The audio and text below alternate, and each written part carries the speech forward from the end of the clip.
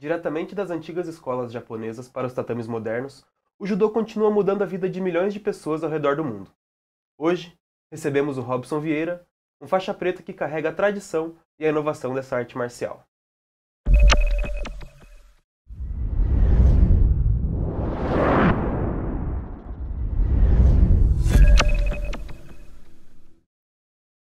Está começando mais um Papo de Arquibancada aqui na TV Uninter, o canal do conhecimento.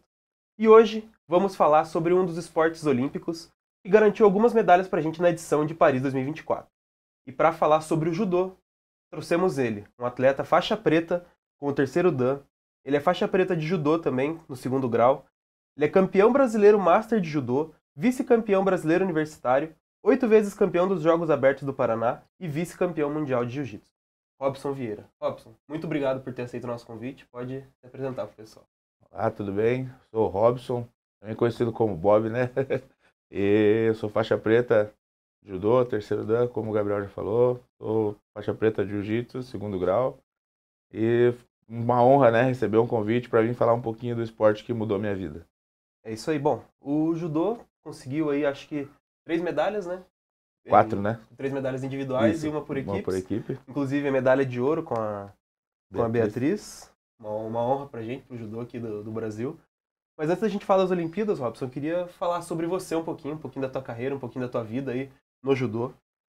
Cara, eu queria saber como que você começou a praticar o judô, como que esse esporte entrou na tua vida. Bem, esporte entrou na minha vida quando eu comecei a ir para a escola, né? Eu comecei a ir para a escola diretamente na primeira série. Eu sou um pouco mais velho, né? Não era o primeiro ano. E na escola tinha judô, né? Foi uma paixão assim à primeira vista. Desde a primeira aula que eu fiz, já gostei muito, já incomodei minha mãe para comprar kimono. E ali começou uma grande história que não parou mais, né? Desde então, desde os 5 anos de idade. Legal. Bom, a gente falou aqui que você é atleta de judô, também é atleta do jiu-jitsu, né? Faixa preta do jiu-jitsu também. Eu queria saber como que essas duas artes marciais elas se conectam quando você entra para dentro do tatame para participar de uma competição de judô, né? Então, o que acontece? Muita gente não sabe, né? Às vezes o pessoal acha que o judô não tem chave de braço e estrangulamento, né?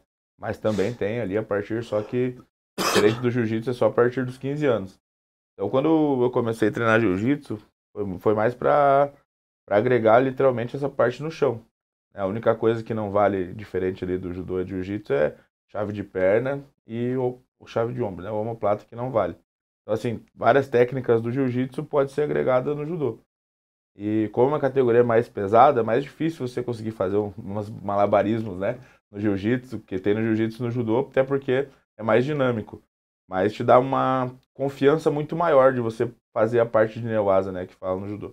Então ali o jiu-jitsu foi fundamental, assim, para essa melhoria. Eu sempre fui mais medroso, assim, na parte do chão, né? Antes de começar a treinar jiu-jitsu. Legal.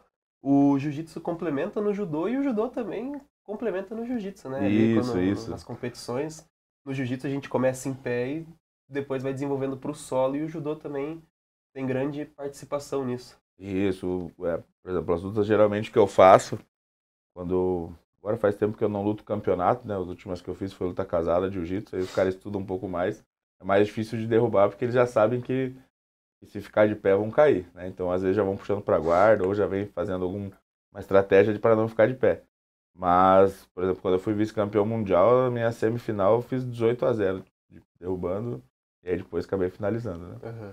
E os caras não sabem que é do judô e eles acabam ficando de pé. Legal, legal. Bom, na apresentação aqui falei que você é campeão brasileiro de judô, né? Campeão master, que é a partir dos 30, né? Isso, a partir dos 30. Cara, conta pra gente um pouquinho dessa história aí, desse campeonato. Então, o brasileiro foi um campeonato que eu não iria, né? Não iria lutar. Não achava que podia lutar o master já. Eu falei, não, quero continuar lutando sênior. Mesmo podendo lutar, eu gosto muito de lutar, né? Pra mim, lutar é, sei lá, tem uma energia muito boa, assim. E foi uma situação que um amigo falou, cara, vamos. Eu falei, não vou. A gente ia lutar um outro campeonato, acabou sendo cancelado. E aí ele falou, vamos? Aí eu falei, cara, o negócio ficou meio em cima e tal. Daí ele falou, não, eu te ajudo, vamos. Eu falei, não, então vamos. Aí acabei indo, cara, foi um campeonato bem bacana, um campeonato diferente, foi num shopping na Bahia. Era como se fosse sei lá, um solar, assim, era um redondo e o tatame foi montado e em cima era de umas placas transparentes, assim, né, cara? Uhum. Foi até uma curiosidade que o tatame tava pegando fogo. Se você ficasse meio parado no lugar, chegava a arder o pé até, porque o sol passava, né? Mas foi uma experiência bem bacana, assim, porque o shopping era grande, então tinha bastante gente olhando em cima, umas arquibancadas, assim, diferente, né? Porque campeonato de judô, eu brinco que é de graça para entrar e mal e mal os familiares vão assistir. Uhum. Né? Então foi bacana porque é uma experiência de muita gente. E eu fiz 5 lutas nesse brasileiro, consegui ganhar todas de pom, né? Foi no meu primeiro ano de Master. E pô, experiência única, né? Eu já tinha batido na trave algumas vezes na categoria de base. Uhum. No sênior eu já tinha batido na trave para pegar a medalha e tal. E aí, quando eu ganhei o brasileiro, eu falei, ó, agora consegui atingir, né? Por mais que foi no Master, que é uma categoria teoricamente mais tranquila, mas que vem crescendo bastante, assim, no judô. Legal. Na semana passada veio o Elton Loureiro aqui, ele é atleta de jiu-jitsu, e ele contou uma experiência de que o Campeonato Brasileiro de Jiu-Jitsu é muito mais difícil de se ganhar do que o Campeonato Mundial de Jiu-Jitsu. Você acha que, em questão de competição no judô, o Campeonato Brasileiro também tem um grau de dificuldade muito grande comparado com o Mundial? Cara, o brasileiro é difícil, mas o mundial no judô é bem mais difícil, né? Porque o que eu, por conhecer um pouco das duas artes, né? Cara, o jiu-jitsu tem muito brasileiro que pratica, né? Fora também. Só que eu acho que o celeiro dos atletas do jiu-jitsu está aqui. Por mais que vem crescendo mundialmente, o celeiro do jiu-jitsu é no Brasil. Porém, no Mundial de Judô, cara, é uns países muito pequenos, assim, que às vezes você nem sabia que existia no mapa e é Uhum. muito forte no judô, né? Então, o brasileiro não chega a ser o nível do Mundial. O Mundial é bem mais forte, Bem com mais certeza. difícil. Legal. Cara, e vamos falar um pouquinho da filosofia do judô, como que essa filosofia ela trabalha na tua vida fora do tatame. Cara, judô pra mim sei lá, é o estilo de vida, né? Brinca que tava assistindo uma reportagem da Bia essa semana, e aí o entrevistador perguntou pra ela, o judô é o caminho suave. Ela falou assim, ó, tô achando o caminho suave ainda, né? O caminho suave realmente, pessoal, é na vida, né? No treinamento do judô é muito difícil você ter um caminho suave, porque é árduo e tal, como ela falou, talvez quando você recebe a medalha é a parte suave, né? Mas como filosofia de vida, o judô para mim é minha vida, mudou tudo. Eu acredito que o judô para criança é uma ferramenta de complementação curricular ali que vai ajudar na formação da criança, né? No caráter, vai ajudar nas dificuldades que ela vai enfrentar na vida. Um exemplo, eu dou aula para criança, né? Então, todas as brincadeiras que você faz, todas as coisas, eles já começam a enfrentar desde pequenininho as frustrações, às vezes, de não conseguir, de ter que tentar de novo. E isso eu acho que é fundamental para a vida da criança, porque quando a gente cresce, né, não tem nada vai ser, eu vou tentar, eu vou conseguir de primeira. A gente vai enfrentar desafios grandes. E eu acho que quando a gente passa por isso quando criança, te dá um know-how muito grande para quando você cresce você poder lidar com situações de uma forma mais tranquila, né? Porque você acaba enfrentando desafios grandes. Mesma coisa quando você vai participar de um festival, quando criança, né, um campeonato, e você às vezes chega lá, acaba lutando com crianças maiores, e isso é um grande enfrentamento, né? Você chega na tua vida também, às vezes você tem um desafio ali no teu trabalho, na tua faculdade, enfim, na vida em si, e você se depara com uma coisa que não te bota tanto medo, porque você já passou por experiências parecidas, né? Então, Uhum. para mim, eu acho que eu sou suspeito. Acho que toda criança deveria praticar judô quando criança, pelo menos por um tempo. Legal, legal. O judô ele ajuda muitas pessoas, eu digo que vai criando uma casca na pessoa, né? Para Sim, sim, quando crescer já conseguir lidar com a vida de uma maneira um pouco sim, melhor, né? sim. E a filosofia também, né, cara? Eu acho que, principalmente hoje aí no mundo que a gente vive, tanto em relação ao mundo fora de casa, né, o mundo externo, que as mães acabam deixando os filhos dentro de casa para proteger de algumas coisas lá de fora. Eu vou falar a palavra certa, as drogas, as coisas erradas. E aí quando você fica dentro de casa, você tem um outro desafio, né? Que é hoje as telas, né? O celular, a televisão, computador, enfim. Então é complicado assim o mundo que a gente vive. Então o esporte em si, né? Mas eu sou suspeito para falar sobre o judô, cara, vai te dar uma grande chance de você tentar formar crianças melhores, né? Cidadãos melhores para o futuro. Principalmente nessa era digital que a gente está vivendo, né? Legal, legal. Eu queria comentar sobre outra coisa, fazer outra pergunta pra você. Faixa preta. Qual que foi a sensação de quando amarraram a faixa preta de judô na tua cintura? Cara, é algo surreal, assim, né? Porque quando você começa, você olha um faixa preta, você quer ser igual, né? E eu demorei até um pouco para pegar minha faixa preta de judô, mas sempre foi um objetivo, né? E quando você atinge, cara, é algo que você tipo, é meio inexplicável, assim, né? Eu brinco que tem que passar a sensação para sentir. Mas é uma sensação, cara, de dever cumprido, como eu brinco assim, que é uma formação acadêmica, né? Então ali você terminou. Mas, em contrapartida, eu sempre falo a galera chega na faixa preta e abandona. Não, ali você vai começar a aprender um novo ciclo, uma nova parte, né? Então tem os DANs e eu sempre brinco que a galera fala assim, pô, mas você é faixa preta há bastante tempo. Eu falo, cara, ninguém é melhor que ninguém, né? Eu acho que a faixa preta é só alguém que começou a treinar e se dedicou sem parar. Né? Porque eu brinco que se uma faculdade, todo mundo pode começar, mas só termina quem se dedica. Né? Então, entrar na faculdade é fácil, o difícil é se formar. Né? Muita gente abandona pelo caminho, às vezes troca de curso e tal, mas terminar é difícil. É a mesma coisa, eu acho que no judô, no jiu-jitsu, né? No esporte da arte marcial, que você começa e você, não é que você, porque a faixa em si, não é você ser bom ou ser ruim. Né? Não é, o cara foi campeão, o outro não, o outro é faixa preta e o outro ainda não é. Não, eu acho que o importante é você dar continuidade no aprendizado, que a faixa não quer dizer nada com competição, se você é bom, se você atingiu o resultado, se você não atingiu, né? Uhum. Já entrando aí nessa conversa da faixa, do faixa preta, como que você vê o papel do faixa preta dentro e fora do tatame? Uma boa pergunta essa, hein? Cara, eu acho que sempre nas posturas, né? Eu, por opção, não tomo nem cerveja, não, mas é uma opção minha, não julgo nada, quem toma nada. Mas eu procuro também, por trabalhar com criança, não me expor. Então, por exemplo, às vezes na rede social, você está com os amigos estão vendo, postam foto, cara, eu peço para sair da foto, então, né, se for para postar, porque é muito difícil você ter um papel de faixa preta, às vezes você conhece os pais dos seus alunos, né, e você ser linkado com essa situação é muito difícil, né? Às vezes a criança vai te ver ali e fala, pô, o professor fala que tá errado, mas ele tá lá do lado, tá fazendo. Então acaba se tornando uma situação chata, assim, então eu sempre procuro evitar, né? Isso pra parte de fora do tatame. E dentro do tatame a gente, com certeza, vai ser sempre referência, né? Então sempre tomar cuidado, não que a gente vá falar coisa que não pode, mas sempre tomar um cuidado absurdo, assim, para que não... Você é exemplo, você está exposto, né? Então lá na frente você é um... Então você tem que tomar muito cuidado com o que você vai fazer, os seus gestos, os seus atos, porque não adianta você falar uma coisa, pregar uma coisa e fazer diferente, né? Eles querem, às vezes eles não te escutam, mas eles te observam. Né? Então é muito importante você sempre ter cautela, cuidar certinho do que você está fazendo no tatame, principalmente na forma de sentar.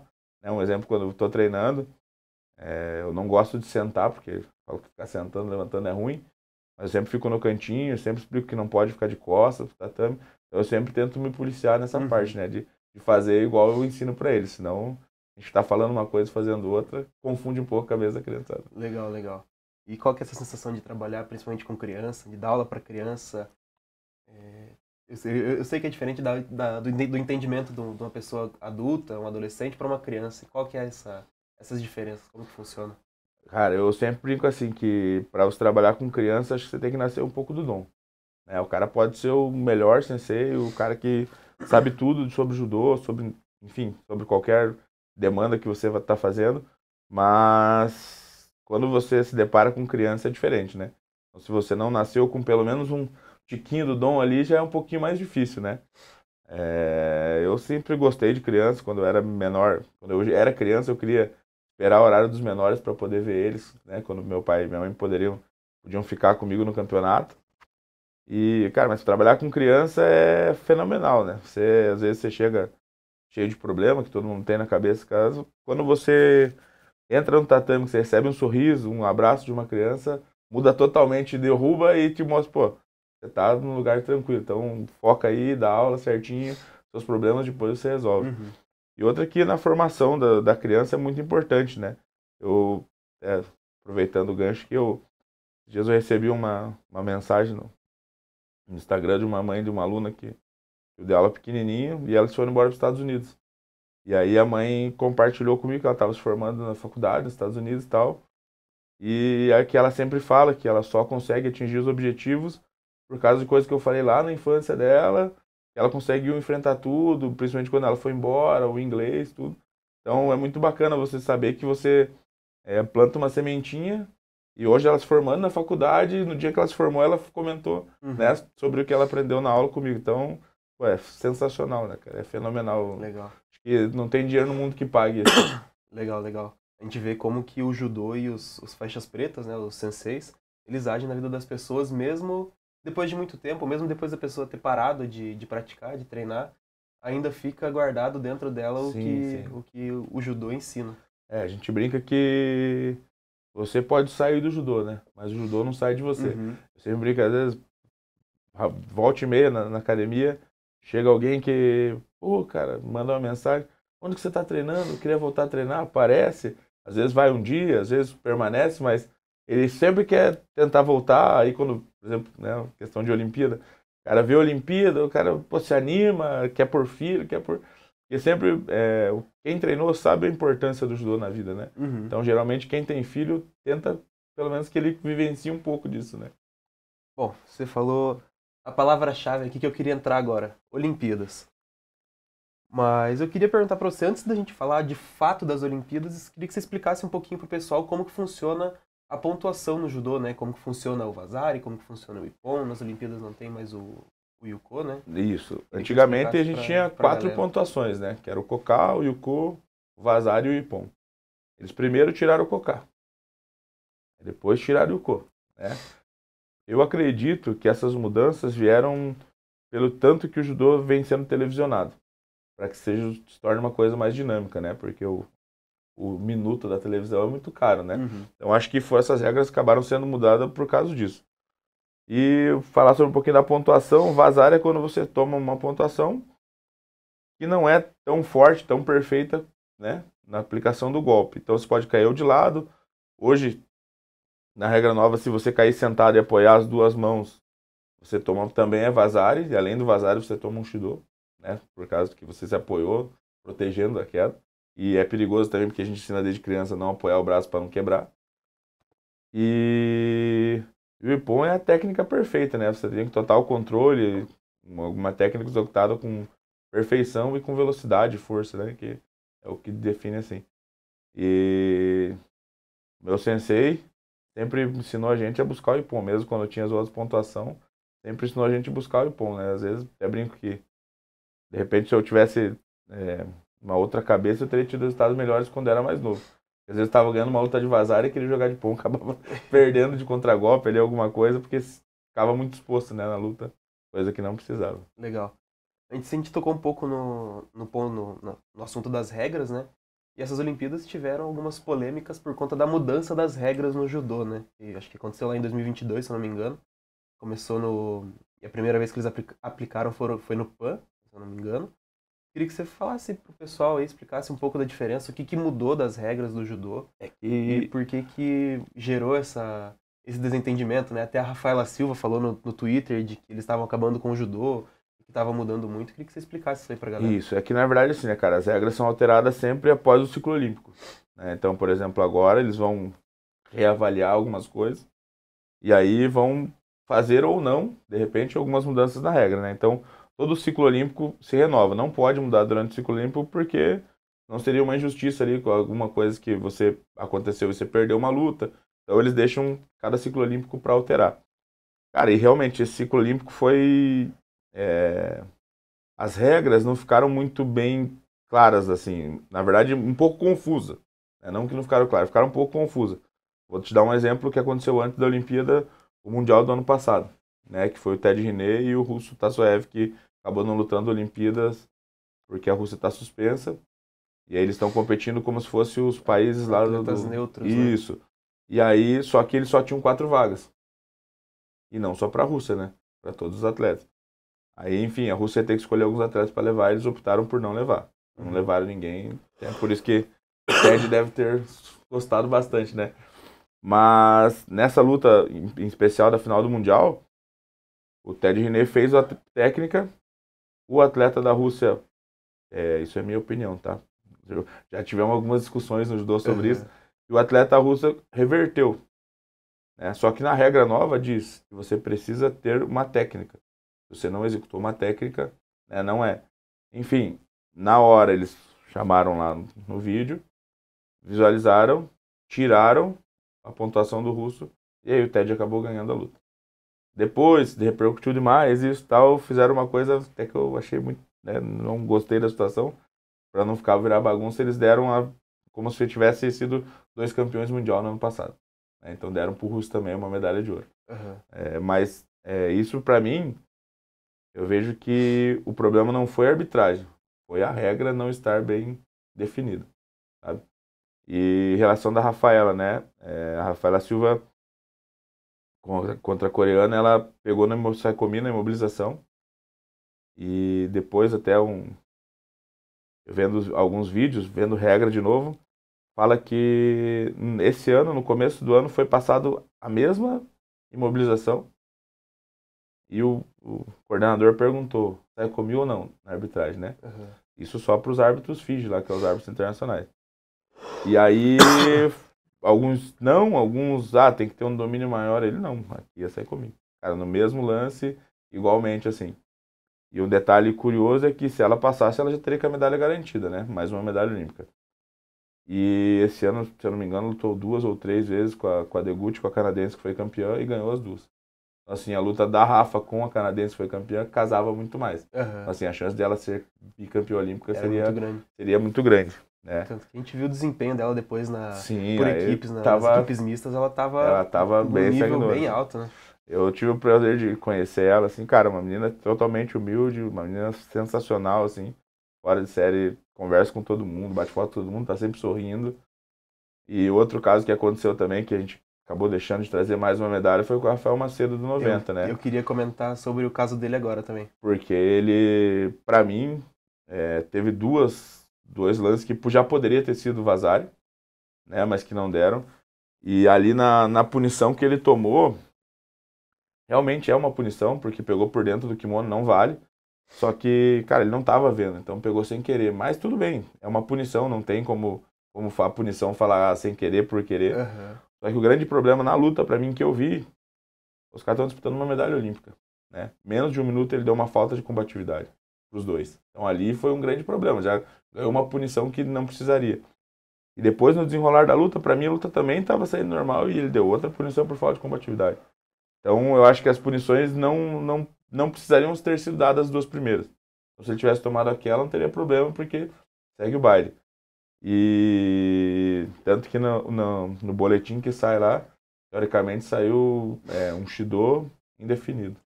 Entendeu? Então isso mexeu muito com o pessoal do judô, assim, tanto foi muito comentado, né?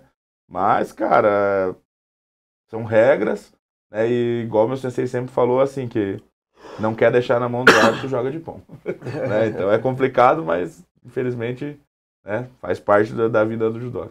Falando de Olimpíadas também, falando um pouquinho da arbitragem, você acha que o nível da arbitragem esse ano estava um pouco abaixo também? Estava mais desbalanceado? Cara, eu acho que não abaixo, igual eu falei, comentei já, né, que eu acho que o grande problema ali estava nas regras, não é que eles não sabiam as regras. Eu acho que as regras estão um pouco confusas, por isso que eu acho que eles vão rever algumas coisas, né? E tanto que não só eu falei, em conversa com alguns amigos judocas, que o André Mariano, que é o sensei que é do Distrito Federal, que estava na Olimpíadas, cara, ele com certeza foi o melhor árbitro, assim, porque cara muito sensato, muito calmo nas decisões dele, né? E eu acredito que nas lutas deles, assim, na luta dele não teve erro. Né? E bem pouco chamar também o VAR lá, né? Que é o que tá na moda falar. Mas eu acho que ele foi um árbitro sensacional, assim. O resto, como eu falei, não que foi mal, mas eu acho que as regras não estão favorecendo a arbitragem. Legal. Cara, eu queria perguntar para você em relação aos atletas, né? Aqui no Brasil a gente tem atletas de excelentíssimo nível. Tem a Beatriz, que ganhou o ouro, tem o William Lima, o Rafael Silva, que esse ano, infelizmente, perdeu na primeira luta, eu fiquei bem chateado.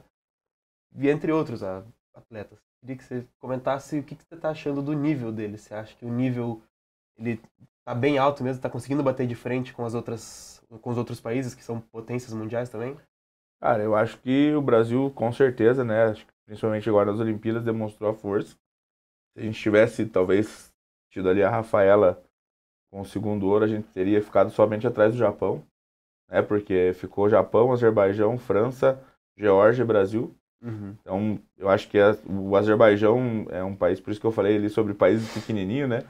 É um país pequeno, mas que conseguiu 2 medalhas olímpicas. Não foi surpresa para ninguém. Os dois que ganharam o 7-3, o Heidarov e o Kotsoev no menos de 100 quilos. Cara, 2 caras que sensacionais e muito bom de judô. Mas eu acho que o Brasil está no caminho mais do que certo, né? A equipe sempre é muito forte. A Bia demonstrou ali toda a sua força na semifinal, com certeza. Foi uma luta bem difícil para ela, que era contra a francesa, que era a número 1 e com certeza candidata ao título, né? O Baby é meu amigo de adolescência, né? A gente viajou bastante junto quando era mais novo. Cara sensacional também, um coração gigante. É gigante daquele tamanho, mas é um cara Uhum. muito 10, assim, muito gente boa. O William, um cara muito consistente, assim. Um cara que sempre que ele viaja, traz medalha, né? A Larissa vem numa crescente muito grande, apesar de ter feito uma cirurgia, vem numa crescente muito grande. Eu acho que, na verdade, assim, cara, a seleção estava muito bem formada, né? E esse ano uma curiosidade que a gente teve foi que a gente teve o primeiro paranaense, né? A primeira, na verdade, né? Porque é uma menina, a Natasha Padilha. Foi a primeira judoca treinando em Curitiba, morando em Curitiba, aí para a Olimpíada. Uhum. Né? Vários paranaenses já tinham ido, mas acaba indo para os polos do judô nacional, onde são os grandes clubes, para poder atingir, né, uma Olimpíada. E ela conseguiu aqui. Então, para a gente aqui do Paraná foi bem bacana. E felizmente acabou pegando a japonesa, que foi campeã na primeira luta, e acabou perdendo, mas eu acho que já deu um grande avanço assim no judô Uhum. paranaense essa ida dela para a Olimpíada, né? Legal. Eu queria comentar também sobre o judô francês aqui com você, porque nessas Olimpíadas a gente viu que tinham atletas de ótimo rendimento, né? O Teddy Riner, assim, a gente não precisa nem comentar, Indiscutível, né? porque ele é o nível máximo do judô, mas eu queria que você falasse um pouquinho sobre a seleção francesa, ainda mais eles lutando em casa, né? Tem um pouco dessa vantagem também. Ah, com certeza, né? Quando a competição é em casa, eu acho que mudou muito ali e eles torciam mesmo, até nas transmissões eles levavam uma máscara gigante ali de cada atleta que ia lutar e colocavam isso ali e gritavam o nome do atleta. Eu acho que isso faz toda a diferença quando você está lá dentro. Eu acho que quando você está lutando no campeonato menor já faz diferença. Você imagine uma Olimpíada, você está lutando pelo teu país, por uma nação, né? E, cara, a França foi extremamente bem, extremamente bem. Ganhou medalha em quase todas as categorias. Se não falha a memória, ficou sem medalha na categoria masculina até 100 quilos. E eu acho que até 70 quilos também que acabou perdendo. E no 78, que eu acho que também acabou perdendo ali. Então, 3 categorias que ficou sem medalha, o resto medalhou. Né? Acho que até as 2 mulheres, do 70 e do 78, foi mais uma frustração, assim, porque elas teriam grande chance de ser campeã Uhum. e acabaram ficando pelo caminho. Mas é a Olimpíada, né? E judô é imprevisível. Mas a França tem uma equipe muito consistente e não é de agora, né? É de tempos, assim. Tanto que falam que a França é a segunda potência do judô hoje, perdendo para o Japão. Mas que eles mostraram que isso pode estar mudando, né? Porque em 2021, que foi Tóquio, foi dentro da Kodokan, o judô, onde a primeira escola de judô, e eles O acabaram berço do judô. desbancando lá, né? Acabaram desbancando os japoneses lá, e os japoneses estavam sedentos por vingar aqui na casa dos franceses e acabaram não conseguindo, né? Foi Uhum. uma grande luta, e eu acho que o sorteio final ali que saiu pesado, aí decretou, né, acho que a redenção também do Ted Riner ali, que acredito se aposenta depois dessa, né? Se aposentar por cima, Vai né? terminar a carreira por cima. Acho que É, ele já conquistou tudo uma que coisa, tinha pra isso, conquistar. uma coisa que acontece, o Ted Riner na França é tipo o Pelé aqui no Brasil, né? Uhum. Então ele é bem idolatrado, assim, então acho que o cara acabar por cima seria o mais assertivo, né? Apesar que, né, cara, eu acredito que ele ainda tem um pouco de lenha pra queimar, assim, mas já tá com uma certa idade também, né? Tem uma frase que eu gosto que é: ou você morre como herói ou vive o tempo suficiente para se tornar vilão. Eu acho que Exatamente. acabar a carreira no auge para ele seria a melhor coisa que ele poderia fazer, né? Exatamente. Lógico que eu entendo que tem aquela ansiedade de gostar de competir, de querer sempre estar dentro das competições, mas o legado que ele já deixou pro judô, o que ele fizer agora é só lucro, né? Isso, exatamente. E, cara, assim, como eu falei pra você no começo ali da reportagem da Bia, que o judô é o caminho suave, cara, é muito difícil. Eu brinco que é minha vida, né? O judô é minha vida, mas, cara, pra competição, assim, é um esporte que judia. Uhum. É muito dolorido, cara, é sofrido. O peso pesado um pouco menos, porque não precisa perder peso, mas lidar com essa situação de você tem que estar no peso. Né? Um exemplo, a CBJ, quando os atletas viajam, você não pode passar dos 5%, que é o 5%. No judô existe uma repesagem. Uhum. Então você pesou, tem um sorteio na chave para você repesar. Então você pesou, por exemplo, o cara baixou peso e ele tem a repesagem. Ele pode pesar 5% na repesagem do que ele pesou. Né? Então, até 100 quilos, beleza, são 5 quilos, né? Então, o cara tem 5 quilos ali, é bastante, mas às vezes o cara acaba perdendo até mais para lutar. E você não pode, por exemplo, nessas viagens, os caras vão fazer uns treinamentos de campo, pós-competição, eles não podem pesar mais do que 5% da CBJ, senão eles podem correr o Uhum. risco de ficar de fora e, né? Eles são cobrados para pesar 5%. E, cara, é difícil manter, hein? É bem Eu difícil. imagino. É bem difícil. O peso pesado é mais tranquilo que não tem isso, né? Não tem a repesagem, mas é bem complicado, assim, porque é difícil você manter um alto nível por tanto tempo, né? Tanto que eu falo, o Baby ali, infelizmente acabou perdendo a primeira rodada, ali caindo fora, mas é um cara fora de série e, pô, o Ted também, né, cara? Uhum. Tantos anos ali na, na- no auge é muito difícil, né? Realmente. Bom, para finalizar aqui, Bob, eu queria falar de Olimpíadas ainda, mais sobre o jiu-jitsu agora. Cara, será que seria legal o jiu-jitsu se tornar um esporte olímpico? Cara, eu acho que sim, tá? Mas eu vou te expor a minha opinião, Uhum. né? Porque às vezes a gente vai falar alguma coisa, ou o cara fala, não, cara, opinião eu acho que a gente tem que ter, né? E eu acho que o grande problema do jiu-jitsu hoje é ainda ter muitas federações, né? E que mudam regras. Então eu acho que se isso for, se eles conseguirem um dia, de repente, unificar essa regra, por mais que tenham as federações, as regras forem iguais, a pontuação for igual, eu acredito que o jiu-jitsu pode entrar sim, e aí com certeza o Brasil entraria como uma grande força, né, Uhum. para trazer medalhas. Um exemplo é o taekwondo, né? O taekwondo são duas modalidades. Se eu não me engano, o ATA e o STF. Tem um que eu nem sei te falar qual que é qual. Mas eu sei que é um que é olímpico e o outro não. Então, justamente porque, né, são regras diferentes. Uhum. Eu acho que esse é um dos detalhes que, de repente, o jiu-jitsu ainda não conseguiu vaga lá, né? Mas eu acho que teria com certeza total abertura se unificasse, porque, por exemplo, é complicado para quem está lá, e não sei como que funciona a escolha dos esportes, né? Mas como que vai optar por ir para qual federação? Uhum. Né? A gente entende que tem umas federações que são maiores, tal, mas mesmo assim tem as outras. Aí você vai para uma, vai para outra, você pode ser taxado que, pô, você escolheu essa por quê? Então, mas eu acho que se houvesse uma unificação, pelo menos de regras, assim, eu acredito que o jiu-jitsu poderia ir para a Olimpíada, sim. Realmente é. O esporte, para ele se tornar olímpico, né, para explicar para o pessoal ainda que não conhece, ele tem que ser reconhecido pelo COI, tem que ser praticado por homens em 4 continentes e por mulheres em 3 continentes, ter bastante gente praticando e ter uma federação que é unificada no caso, né? Igual o futebol tem a FIFA, no basquete tem a Federação de Basquete que coordena tudo. Então é isso que falta para o jiu-jitsu para se tornar Exatamente. um esporte olímpico. Exatamente. Então eu acredito que unificando isso, e eu acho que principalmente as regras, né? Como eu te falei, eu acho que o grande problema aqui de não conseguir unificar o jiu-jitsu é isso, porque tem as regras e justamente eu acho que os caras meio que fazem isso para falar assim, não, o meu evento é diferente, Aham. né? Então acaba se tornando uma situação uma briga de ego ali que prejudica o esporte em si lá para não ser um esporte olímpico.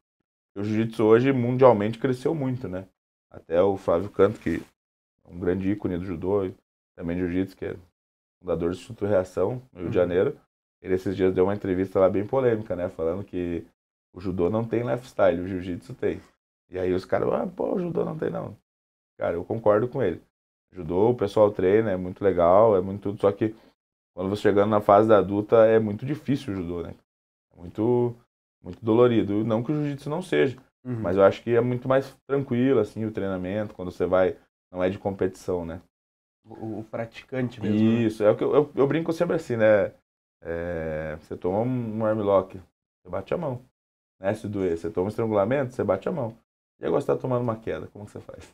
E Não tem muito o que fazer, e né? você pesa, sei lá, 60 quilos, tá treinando com um rapaz ali que é um pouco mais pesado, de 90, 100 quilos ali, já é mais... E não, eu falo assim, o problema é que, cara, não tem o que você fazer. E geralmente a gente não quer cair de costas, né? Então você vai se virar. E o problema é essa parte que você vai se virar para não cair de costas, não cair de pão. E é o problema você cair errado, né? Aí bate um ombro, já bate o cotovelo, aí acaba lesionando. Então eu sempre brinco assim que a galera fala, o jiu-jitsu é mais agressivo, concordo? Porém, é mais fácil de você desistir, né? E não se machucar. Agora no judô acaba sendo mais difícil assim essa parte, né? Realmente. Bom, estamos chegando ao fim de mais um programa aqui. Quero agradecer ao Bob, né, o Robson, que se deu um pouco do tempo dele para estar participando aqui com a gente. Quero deixar esse espaço aqui para você agora para agradecer, divulgar as redes sociais. Fica à vontade. Beleza. Primeiramente agradecer, né, o convite aí do Gabriel. Conheço ele de molequinho. É um prazer quando ele me mandou ali. Com certeza foi algo sensacional para mim poder estar participando, né, e falando um pouquinho do esporte que é a minha vida. Quem quiser seguir nas redes sociais, Instagram é Robson Vieira _judô. Segue lá, dá uma moral pra gente também.